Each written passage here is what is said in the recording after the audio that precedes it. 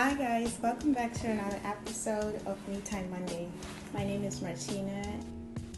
As a kid, your parents or guardians are your reference for everything. They teach you how to walk, how to talk, what to eat, how to avoid danger, and how to survive in the world. They teach you everything about life. And most of the time, how you react to certain situations in the world is because of how you were raised. Your society or culture construct what sociologists call a self, which is defined as a person's distinct identity that is developed through social interaction. And because we live in this world that is sinful, our selves are most of the time compromised in what I like to call a worldly self. A worldly self is basically a compromised version of who or what God wanted you to be or created you to be. God created you to be a compassionate person who's filled with love. However, because we're raised in a world that's very harsh and painful and dangerous, sometimes we find that we actually end up not valuing love and having compassion towards people because what is the point? I live in a world that is dark. And that's how we have compromised selves. And I will be thinking I don't have any sins or somebody else is worse than me in doing bad stuff. But sin is tricky that way in the sense that sometimes we don't even know we're doing sinful things. The key words here are doing sin. Because we're doing it, it shows that sin is not a part of us. It's not who we are. It's something that we do, that we've seen, that has been taught to us by the world indirectly or directly.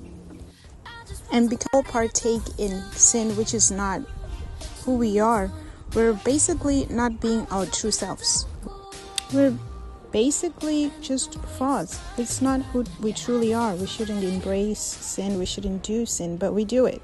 And so we're not really authentic, because the authentic person is one who God created to be.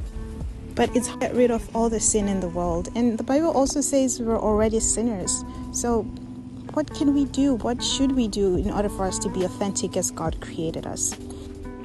We do have a book in the Bible, which is Romans chapter 7, verses 18 to 25. And Apostle Paul writes about how there is a power within him that is at war with mind. And this power makes him a slave to sin, even though he doesn't want to do this sin. And he goes, oh, what a miserable person I am. Who will free me from this life that is dominated by sin and death? And he goes, thank God. The answer is in Jesus Christ. So for us to be our authentic self, we need to look to Jesus. I know it's such a simple answer to such a complex issue, but the truth is, to be our full authentic selves, we need to look at the one who created us. We are created in God's image. So instead of asking questions about what you should do to find out who you truly are, or how you can become better, or what do I like, or what's my personality like, what does my cup of tea reveal about me, I usually Google these things. The things we could do is, let's figure out what is God's character like, because God created us in his image, so we must be like him. And to truly know God is to spend time with God through prayer, reading the Bible, worship. And actually in the Bible, God describes himself in the book of Exodus, chapter 34, verse 6. And it reads, the Lord passed in front of Moses, calling out, Yahweh, the Lord, the God of compassion and mercy. I am slow to anger and filled with unfailing love and faithfulness.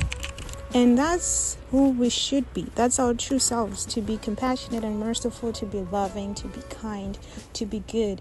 Anything else that we do or describe ourselves as angry or hateful or vengeful is not our true selves. It's the version of the world of who we should be, but really what we should be is loving and kind and merciful, just like our Father in heaven.